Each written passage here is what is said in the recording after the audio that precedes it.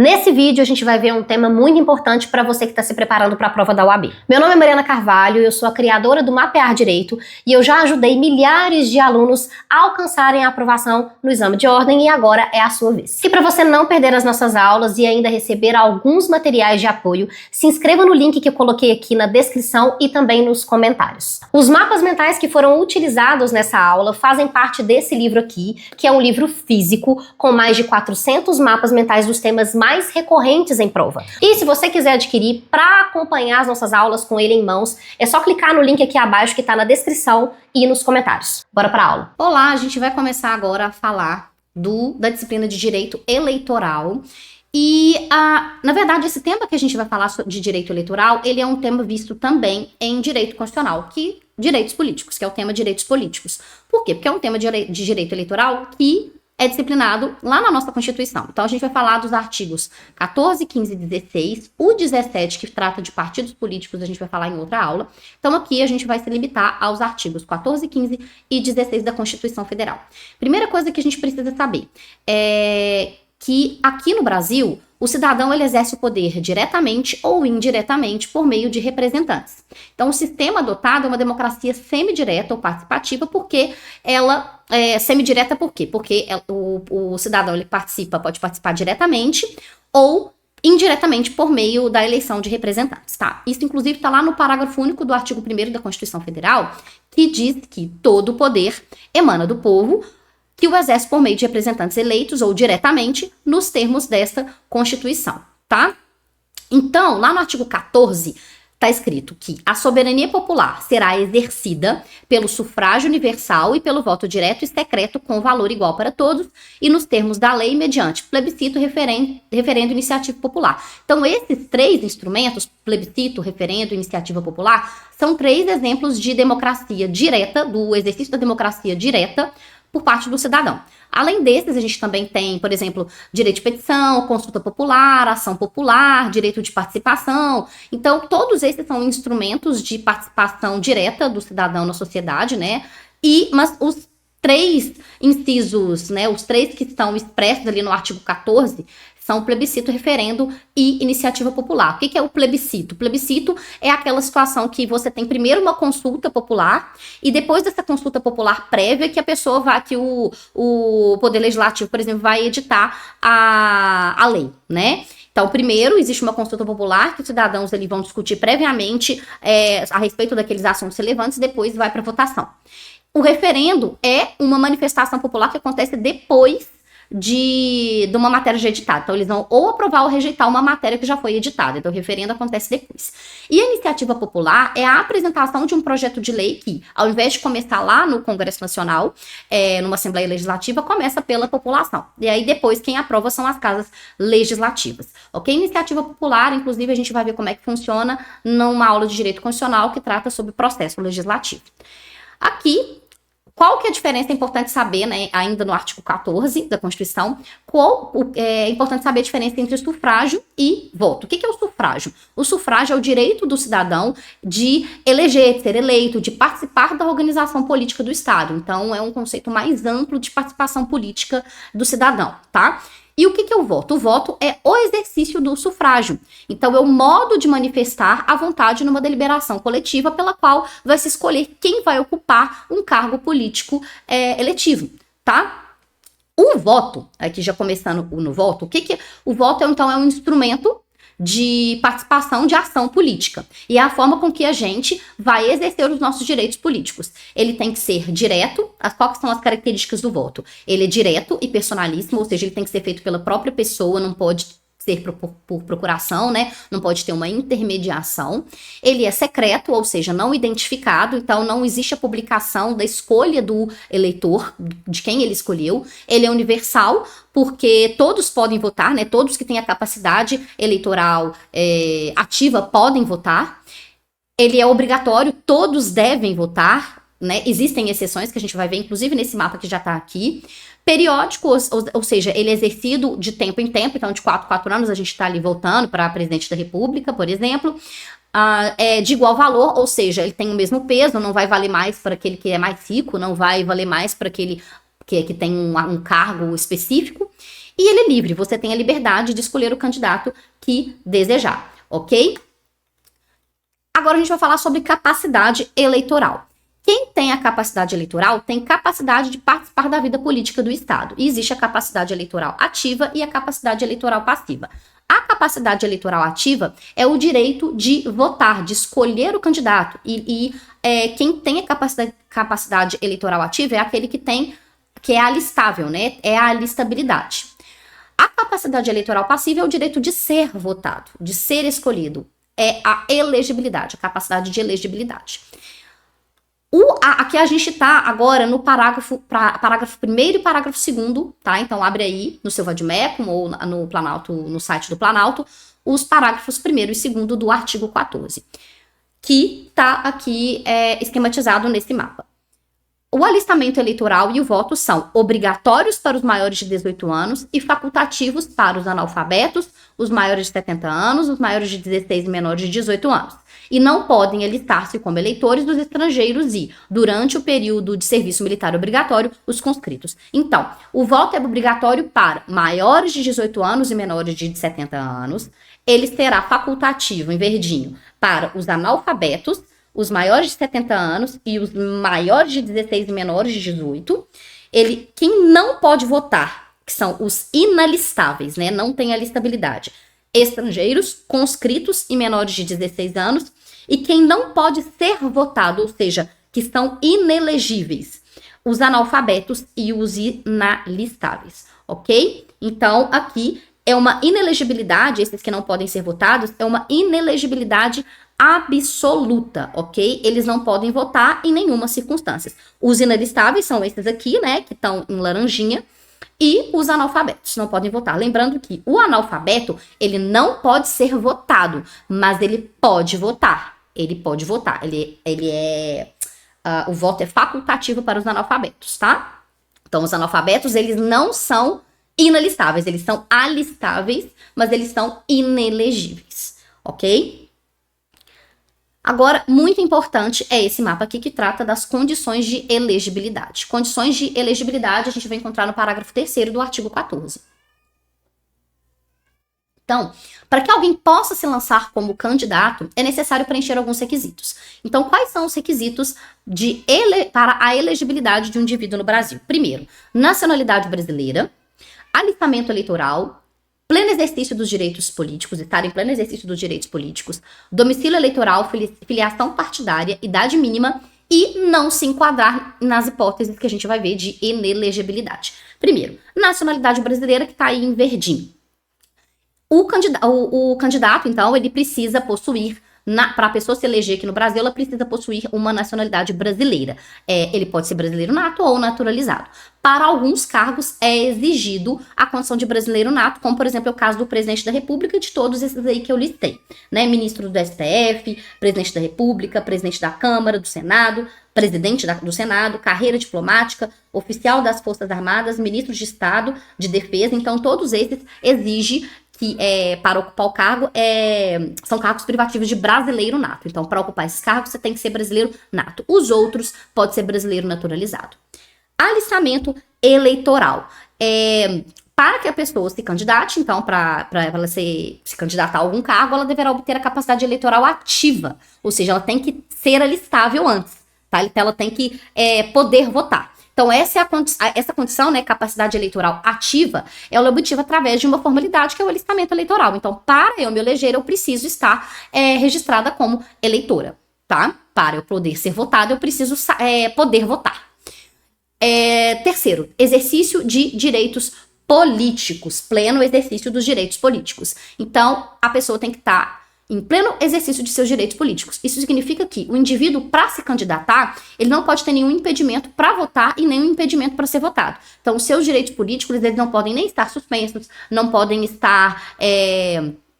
você não pode ter perdido, né, ou tá com os direitos suspensos, tá? Então, o sujeito, ele precisa estar com a sua situação eleitoral regular, basicamente.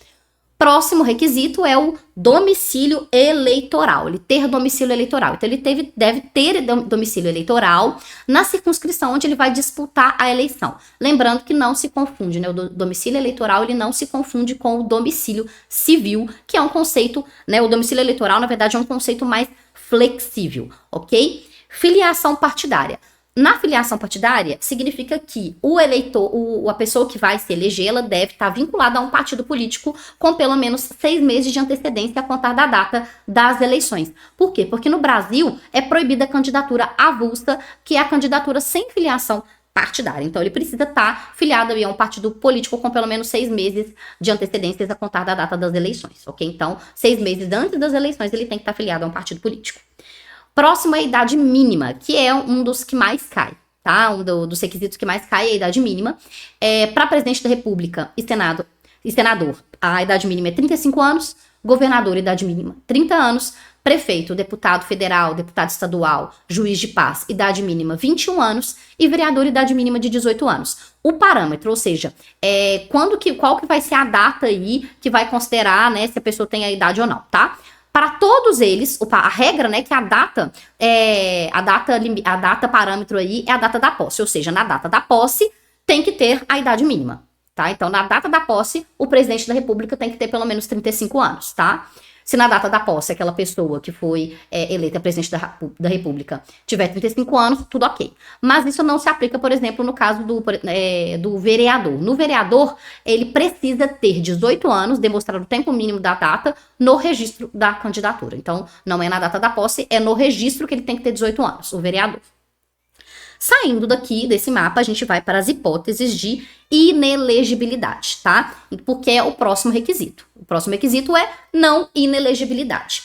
A inelegibilidade, ela é uma hipótese que vai impedir o registro da candidatura, ainda que o sujeito tenha preenchido todas as condições anteriores. Ele não pode, então, estar enquadrado nas hipóteses de inelegibilidade. Existem 2 tipos de inelegibilidade, a absoluta e a relativa. A absoluta é aquela que a gente já viu no primeiro mapa, que é o impedimento para qualquer cargo eletivo. De acordo com o texto lá constitucional, possuem inelegibilidade absoluta, os inalistáveis e os analfabetos, que a gente viu aqui em azul, tá? Isso tá no artigo 14, parágrafo 4º da Constituição. Lembrando quem são os inalistáveis? Os estrangeiros, conscritos, aqueles que estão privados dos seus direitos políticos e os absolutamente incapazes, ok? Aqui no laranjinha a gente pode colocar aqui aqueles que estão privados dos direitos políticos, que perdeu os seus direitos políticos por algum motivo, tá? Todos os inalistáveis, então, eles são inelegíveis, até mesmo porque a alistabilidade é uma condição de elegibilidade, mas lembrando que nem todos os inelegíveis são inalistáveis, que, por exemplo, os analfabetos, eles são inelegíveis, mas eles são alistáveis facultativos.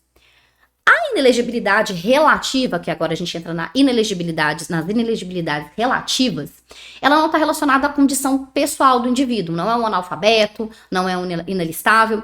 Elas são inelegibilidades decorrentes de circunstâncias especiais existentes durante a eleição ou em relação ao indivíduo.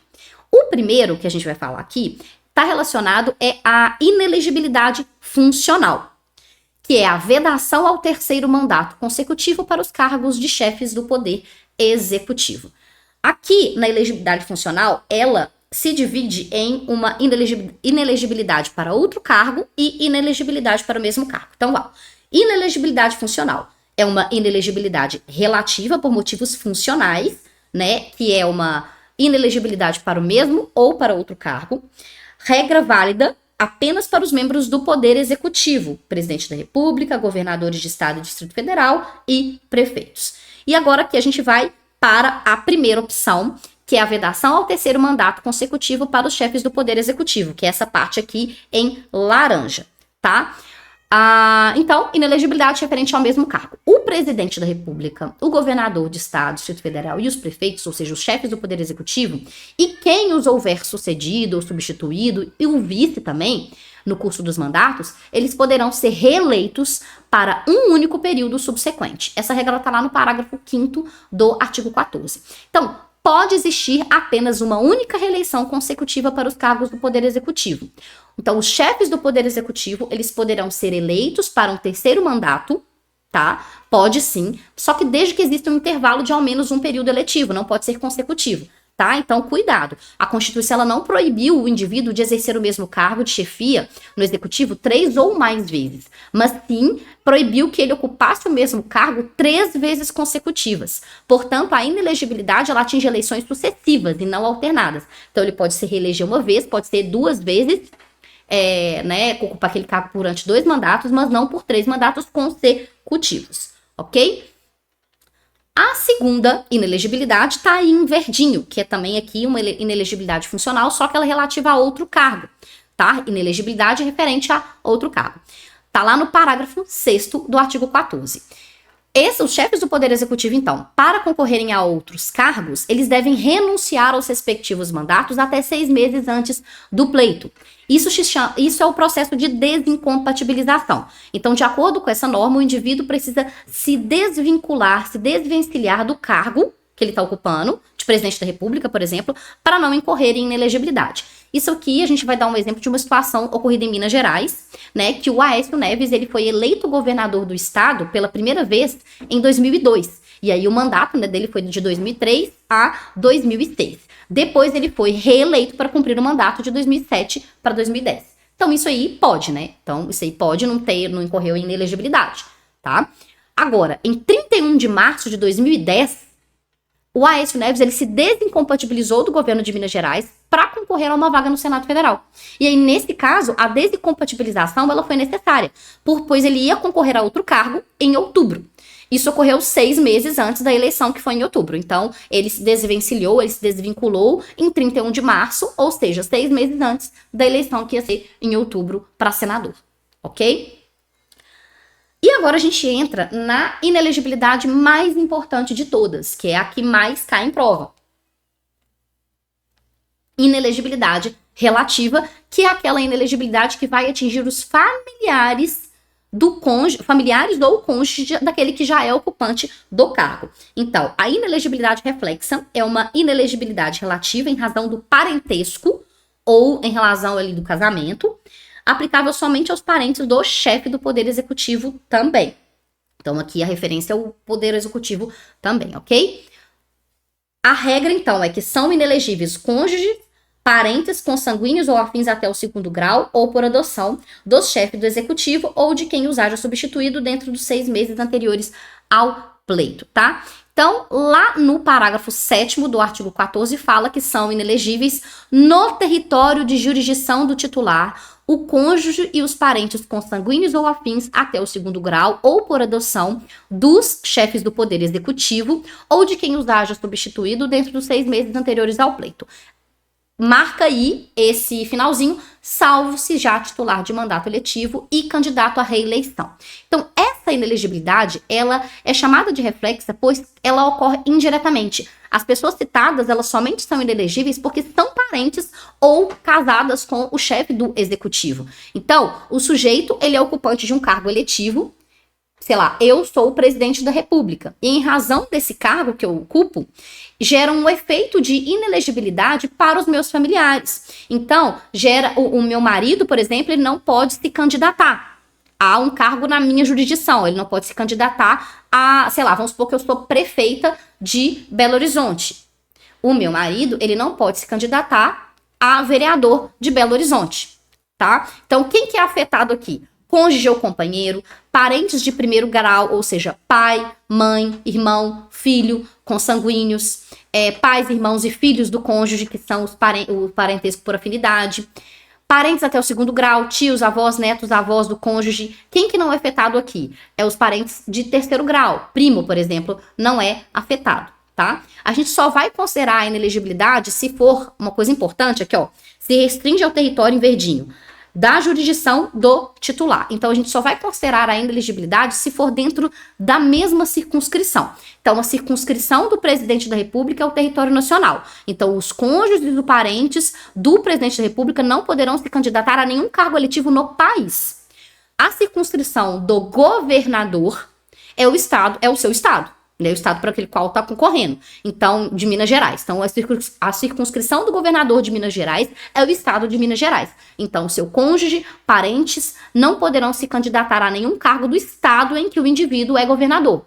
Eles podem se candidatar a cargos em outros estados ou mesmo ao mandato federal. A circunscrição do prefeito é o município. Então, município de Belo Horizonte. Eu sou prefeita do município de Belo Horizonte. Então, meu cônjuge ou meu parente, que está enquadrado na inelegibilidade, eles não poderão se candidatar aos cargos do mesmo município. Não pode se candidatar aos cargos de Belo Horizonte. Em município diverso, é possível. Agora, que é mais importante aqui são as exceções. Quem que vai ser elegível? Aquele que já é titular de mandato e candidato à reeleição, né, a exceção, e quem está fora do território da jurisdição titular. Aqui, o fora do território da jurisdição do titular, a gente já viu. Então, assim, o meu marido, ele pode se candidatar, se eu sou prefeita de Belo Horizonte, ele pode se candidatar a um cargo de vereador do município de São Paulo, tá? Então, isso pode, essa é a primeira exceção. Agora, a exceção mais importante é essa aqui, são elegíveis se já titular de mandato e candidato à reeleição. Exemplos, vamos lá. Então, a inelegibilidade reflexa ela não será aplicada quando o cônjuge ou parente já possui um mandato eletivo, caso em que estão autorizados a concorrer à eleição. Primeiro exemplo. Paulo é candidato a prefeito do município X, no qual a sua esposa Maria já ocupa cargo de vereadora. Então, vamos lá. Eu já ocupo o cargo de vereadora no município de Belo Horizonte. E o meu marido quer se candidatar a prefeito de Belo Horizonte. Nas próximas eleições, o meu marido ele pode se candidatar à reeleição. E isso não impede que eu também me candidate novamente ao cargo de vereadora. Porque eu já possuo um cargo eletivo e eu já sou candidata à reeleição. Então, se o meu marido ele quer candidatar ao cargo do Poder Executivo e eu já sou vereadora, e aí ele ganha, ele vira prefeito de Belo Horizonte. Eu já sou vereadora. Eu posso ser reeleita vereadora, mesmo que ele seja o prefeito de Belo Horizonte. O que não pode é eu não ser vereadora, ele já ser prefeito de Belo Horizonte e eu me candidatar ao cargo de vereadora. Ok? Agora, se eu já sou vereadora, ele ainda não é prefeito do executivo, ele não é prefeito, eu vou continuar como vereadora, aí ele é eleito e depois eu posso me reeleger. Isso pode, tá? Outro exemplo aqui que já caiu em prova. Vamos supor que eu e o meu marido somos candidatos e ele vai concorrer ao cargo de prefeito de Belo Horizonte e eu vou concorrer ao cargo de vereadora. Isso também pode, a gente pode se eleger juntos. Ok? A gente pode se eleger juntos. E depois eu posso me reeleger, né? Porque ele já vai ser prefeito. Por que isso pode? Porque ele ainda não é o prefeito de Belo Horizonte. Ele só está concorrendo ao cargo. E a gente pode se eleger aos cargos juntos. O que não pode é eu ser vereadora, eu não ser nada, eu não ser vereadora, ele já ser prefeito de Belo Horizonte e eu me candidatar pela primeira vez ao cargo. E ele já sendo prefeito. Ok?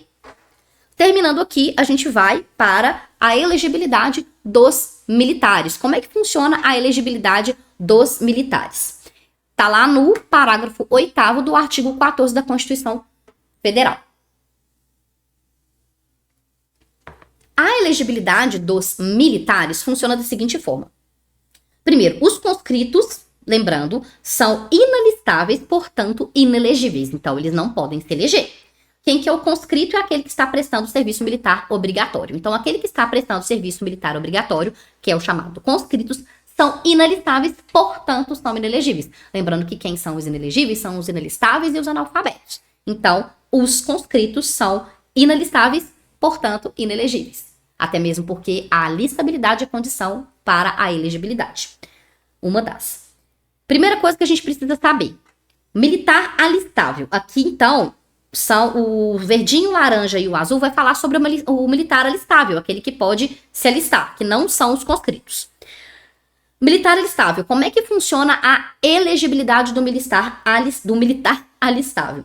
Se ele tiver menos de 10 anos de serviço, ele, lá no artigo 14, parágrafo 8º, fala que o militar alistável, ele é elegível atendidas as seguintes condições. Primeira condição aqui em azulzinho. Se ele contar com menos de 10 anos de serviço, ele deve se afastar da atividade, ok? Então, assim que ele registrar a candidatura, ele tem que deixar a condição de militar e ele tem que se afastar da atividade.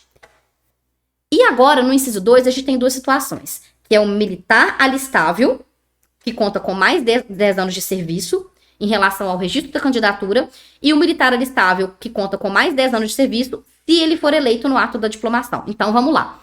O que significa aqui? Se ele contar, então, com mais de 10 anos de serviço, ele será agregado pela autoridade superior. Então, aqui, ó, militar alistável mais 10 anos de serviço. Quando ele registrar a sua candidatura, ele vai ser agregado pela autoridade superior. E, se eleito no ato da diplomação, ele vai passar automaticamente para a inatividade. Se ele não for eleito, ele vai retornar para a atividade militar anterior. Mas se ele é eleito, ele vai passar automaticamente para a inatividade. Ou seja, ele poderá participar das eleições e se ele for eleito, ele vai passar para a inatividade e vai se aposentar, basicamente, tá? A próxima inelegibilidade, na verdade, a gente não tem ela aqui, porque ela está prevista lá no parágrafo 9º, que basicamente a Constituição Federal, ela autoriza a edição de uma lei complementar para poder dispor sobre outras causas de inelegibilidade relativa. A gente tem como exemplo a lei da ficha limpa. Ok? É isso que você precisa saber sobre inelegibilidades. O parágrafo 10º, o parágrafo 11, que está na sequência, a gente não vai ver, porque ela se trata de impugnação do mandato eletivo. E isso a gente vai ver na aula de ações eleitorais, porque a gente vai fazer aí, vai comparar com outras ações eleitorais, tá? Então, o próximo tema é o tema das consultas populares, que está aí no parágrafo 2º e no parágrafo 12 e no parágrafo 13, tá? Essas consultas populares, elas estarão presentes somente nas eleições municipais. E elas foram acrescidas aí pela emenda constitucional 111 de 2021, tá? Então, elas são aplicadas aqui, realizadas junto às eleições municipais. O que significa essas consultas populares?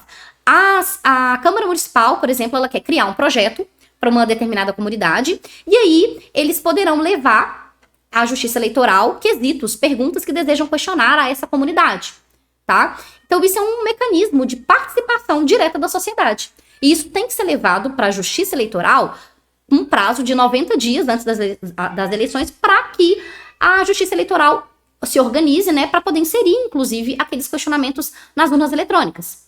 E uma coisa importante é que não pode usar o horário da propaganda eleitoral gratuita, que acontece no rádio, na TV, para manifestar favoravelmente ou de forma contrária a estes questionamentos, tá? Então, realizada juntos das eleições municipais, sobre questões locais aprovadas pelas câmaras municipais, encaminhadas à Justiça Eleitoral em até 90 dias antes da eleição, observados os limites operacionais relativos ao número de quesitos, e as manifestações favoráveis e contrárias àqueles quesitos, né, ocorrerão durante as campanhas eleitorais, mas não pode ter propaganda gratuita no rádio ou na televisão. Então, podem se manifestar, podem ocorrer em manifestações favoráveis ou contrárias a esses quesitos, ao quesitos, né, as perguntas sobre esse projeto, mas não pode estar em uma propaganda eleitoral gratuita no rádio ou na televisão, tá bom? Próximo é o artigo, agora a gente já vai para o artigo 15 da Constituição, que fala sobre a perda ou suspensão dos direitos políticos. Primeira coisa que a gente precisa saber é o seguinte, que é vedado a cassação de direitos políticos. A cassação, basicamente, é a supressão dos direitos políticos de forma arbitrária. E é isso que é vedado no ordenamento jurídico brasileiro. É a perda, é a retirada dos direitos políticos de forma arbitrária, sem fundamentação, tá? Porque os direitos políticos, eles são direitos fundamentais. Então, tem que ter uma razão para poder tirar esses direitos políticos. Não pode tirar de forma arbitrária, sem fundamentação. Sem estar nessas hipóteses aqui da Constituição. Perda e suspensão. Bom, a perda é aquela perda, né, retirada dos direitos políticos em caráter definitivo. A suspensão é em caráter temporário. Primeira hipótese, né, lá dos incisos do artigo 15. Primeira hipótese, cancelamento da naturalização por sentença transitada em julgado. É uma hipótese de perda, né? Então, é perda por sentença transitada em julgado. Então, o brasileiro naturalizado aqui, ele vai deixar de ser brasileiro e vai se tornar estrangeiro. Então, é naturalmente que você perca os direitos políticos e se torna inalistável, porque estrangeiro é inalistável. Então, se ele é inalistável, ele vai ser inelegível. Então, você também vai perder a alistabilidade. Então, cancelamento da naturalização, você se torna estrangeiro. E estrangeiro é inalistável. Portanto, você vai perder os seus direitos políticos. Ok? Incapacidade civil absoluta, condenação criminal, recusa de cumprir obrigação e improbidade administrativa serão hipóteses de suspensão, né, pela doutrina majoritária. Então, vamos lá. Incapacidade civil absoluta. A doutrina, ela classifica como uma hipótese de suspensão. Só que, na verdade, hoje isso é uma letra morta para o direito eleitoral. Por quê? Porque quem tem essa incapacidade civil absoluta é o menor de 18 anos. É o menor de 16 anos. E o menor de 16 anos, ele é inalistável. Então, não tem como falar de perda ou suspensão de direitos políticos de quem nunca teve esses direitos políticos. Ok? Mas, doutrinariamente, didaticamente, que é uma perda, é uma forma de suspensão aí, tá? Outra hipótese de suspensão dos direitos políticos, condenação criminal transitada em julgado, enquanto durarem seus efeitos. Então, essa aqui é uma hipótese de suspensão de direitos políticos. A próxima é recusa de cumprir obrigação a todos impostos ou prestação alternativa. Então, se não fizer nenhum e nem outro, recusou cumprir uma obrigação a todos impostos e também recusou a cumprir uma prestação alternativa a essa obrigação, não fez nenhum nem outro, eu sofro a suspensão dos direitos políticos. E improbidade administrativa, que também é uma hipótese de suspensão, ok? E por último, a gente tem um princípio de direito eleitoral que, dentre os princípios, é o mais importante, que é o princípio da anterioridade eleitoral. Está lá no artigo 16 da Constituição Federal. O que significa esse princípio? Lá no artigo 16 fala que a lei que alterar o processo eleitoral, ela vai entrar em vigor na data de sua publicação, mas ela não vai se aplicar à eleição que ocorra até um ano da data de sua vigência, tá? Então aqui, inclusive, a gente tem um esqueminha. Em 2020, vamos supor que, em 2026 a gente vai ter eleição, tá? E aí, vamos supor que vai ter uma alteração no processo eleitoral, e essa alteração ela vai acontecer em maio de 2026. E aí as novas regras, elas não poderão ser aplicadas nas eleições de outubro de 2026. Por quê? Porque está dentro desse intervalo de um ano.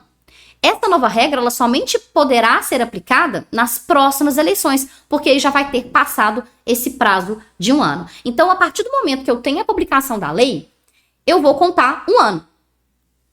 Se for publicada uma lei em maio de 2026, de maio de 2027 para frente, já poderão ser observadas essas novas regras, porque daí já vai ter passado esse um ano, tá? Então, a vigência é imediata, a vigência daquela lei que alterou o processo eleitoral, ela vai ser imediata, mas a eficácia ela vai depender do transcurso de um ano, tá? Então, o período mínimo para que haja uma adaptação para aqueles que vão sofrer com essa alteração legislativa é de um ano, tá? Aqui tem um esqueminha para você analisar essa situação. Outra coisa importante saber aqui, quais são as normas que devem obedecer à anterioridade eleitoral? São as normas que alteram o processo eleitoral. Então, regras, princípios, jurisprudência que vão alterar o processo eleitoral.